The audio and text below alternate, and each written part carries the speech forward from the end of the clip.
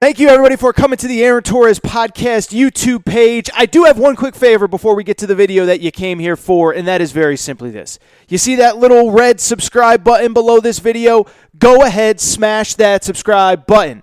It really does help me. It really does help this channel grow and my audience grow. So go ahead and hit that red subscribe button. And now, here is the video that you came here for.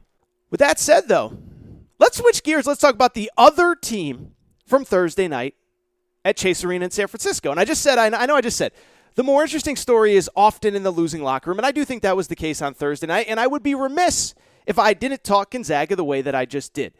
They lose, their season's over, there's a lot of interesting topics there. But what I would also say, double remiss, I'd be remiss if I didn't talk the Arkansas Razorbacks. Because while Gonzaga was the more interesting story, I don't think that we can undersell this Arkansas Razorbacks basketball program right now. And it was interesting because, obviously, one, look, I've talked about Arkansas a ton over the last couple weeks. They beat Auburn a few weeks ago. Great scene, rushed the court, all that good stuff. Then they beat Kentucky. Then they have success in the NCAA tournament again. And now here we are again with Arkansas heading to the Elite Eight for the second straight year after not having made an Elite Eight since 1995. And as I watched on Thursday night, I couldn't help but think one thing as it pertains to Arkansas basketball.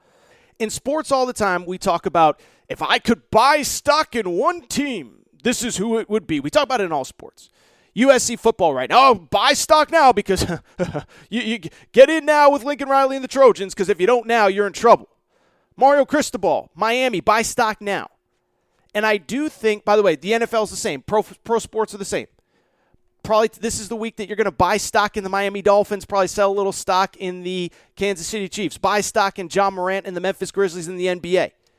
But when we're talking college basketball, when we're talking about ascending programs that are not only winning now, but the best is yet to come, I'm telling you, I think buy stock in the Arkansas Razorbacks, because I truly believe that this NCAA tournament run proves to me that this wasn't just a great team last year, that this wasn't a one-off, but that this is a great program that we are just now seeing the beginning stages of, okay? So first of all, this really is, this is year 3 for Coach Muss, and I think it's worth kind of revisiting how we got to this point. I won't spend too much time, I promise. But year 1, he gets there. Mike Anderson, for all the criticism, actually I thought left the cupboard pretty full. Mason Jones was runner-up in SEC Player of the Year. And Arkansas also had a guy named Isaiah Joe who's playing really well in the NBA right now. And if he was healthy, Arkansas was probably an NCAA tournament team that year. They were right on the bubble going into Champ Week. The tournament gets canceled. We'll never know. Ironically, Arkansas actually won the last SEC game that season in the SEC tournament before it was canceled. But Arkansas, good first season, whatever, was trying to feel it out. Then last season happens. Then Arkansas comes in, makes an Elite Eight, has an incredible run. Coach Muss jumping on the table, yelling and screaming and celebrating. But even last year, you could kind of pick holes in what happened. And, well, it's a COVID year, and Kentucky is way down, and Tennessee isn't really right. They're not living up to expectations, and Auburn is going through their thing. Alabama's awesome. Arkansas's awesome. But is it really sustainable? It's a COVID year. They got kind of, I hate to say it, I don't think Arkansas fans will be offended by this, you got an advantageous draw. You beat Colgate in round 1. You beat Texas Tech in round 2. Great win.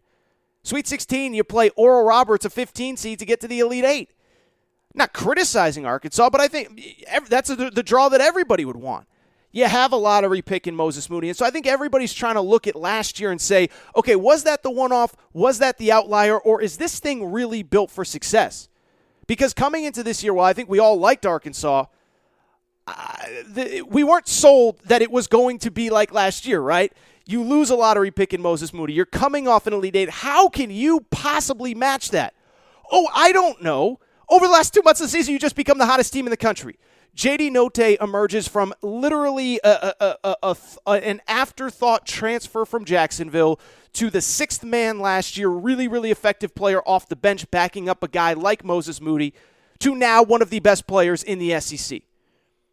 You finish in the top 4 in what I still believe was a tough SEC. I know it was a bad tournament for Kentucky, a bad tournament for Tennessee, a bad tournament for Auburn. You still finish in the top 4, and you still make the NCAA tournament, but this is why this year's different. It's one thing to do it once. It's one thing to come back, do it again, and take the path that they did it. They beat Vermont in round 1. They beat New Mexico State in round 2, in which New Mexico State's one of the best defense and rebounding teams in the country. And then, oh, by the way, you get to the Sweet 16 and you're playing the number 1 seed in the tournament in their backyard. And you go out to San Francisco with a perfect game plan, perfectly executed, and take care of business against the number 1 team in the country. I don't know all of the details that went in Eric Musselman's game plan on Thursday night, but I think you could see pretty clearly that it kind of reminds me of last week. I talked about St. Peter's versus Kentucky. I said one team had a unique game plan specifically designed to beat a specific team on a specific night, and one team thought they could just show up, bounce the balls, roll the balls on the court, and win. Last week, St. Peter's, I thought, had the perfect game plan for Kentucky. I thought Kentucky just showed up unprepared, frankly. On Thursday night, I don't think Gonzaga showed up unprepared. I just think Arkansas had a game plan with every single answer that you could possibly have. Limit transition. I tweeted about it because I'm not an X's and O's nerd, but you could see Gonzaga, every time they got a rebound, they wanted to run. Arkansas had 4 guys back. They're like, crap, what the heck are we going to do? We got to run this half-court offense. We're missing bunnies. We're missing chip shots because they're making it impossible for us. Seemed pretty clear to me that they wanted to make Andrew Nembhard, the point guard's life, a living hell. They put Audis Toney 6'7" on him. Andrew Nembhard finishes 2 for 11 from the field. Drew Timme, you go ahead and get your 25. Let's see what happens when your point guard can't get you the ball, and let's see what happens when you're the only one that can get buckets. Finally, I thought it was obvious they were attacking Chet Holmgren from the beginning. Grant Hill talked about it on the broadcast all night long. The way that you beat a team with an elite shot blocker is you attack, and that's exactly what Arkansas did on Thursday night.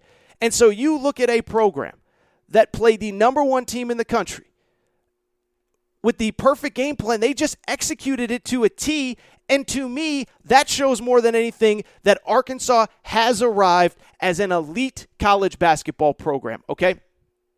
I don't know if they're going to beat Duke on Saturday night. But what I will say is this. You can't write off last year as a one-off deal. Well, they had a McDonald's All-American and a lottery pick in Moses Moody. Well, it's COVID. Well, it's this. Well, it's that. Well, guess what? We've now done it 2 years in a row with 2 uniquely different teams, and you just beat the number 1 team in the country to go ahead and advance to your second straight Elite Eight. And so when I look at this program, we now have a 3-year track record. We now have a 3-year track record of regular season success.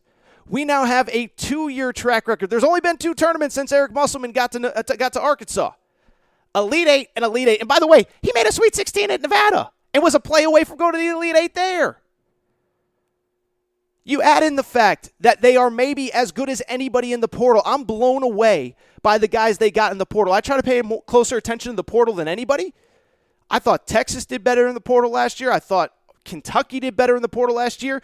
But Arkansas got these pieces that fit, and they're all thriving. Trey Wade was a star. Trey Wade had Dwayne Wade tweeting about him on Thursday night. No relation. Dwayne Wade just fell in love with his game. Audis Toney, I just mentioned. Chris Likes comes in cold off the bench and makes a bunch of foul shots when it matters late.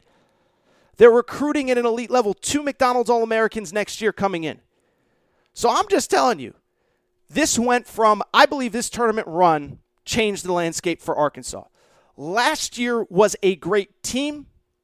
They are now a great program in college basketball. And maybe as the season wears on and depending on what happens this weekend, we'll talk about where they fit in the landscape of programs in college basketball. But right now, like I said, you're asking me to buy stock in one specific team?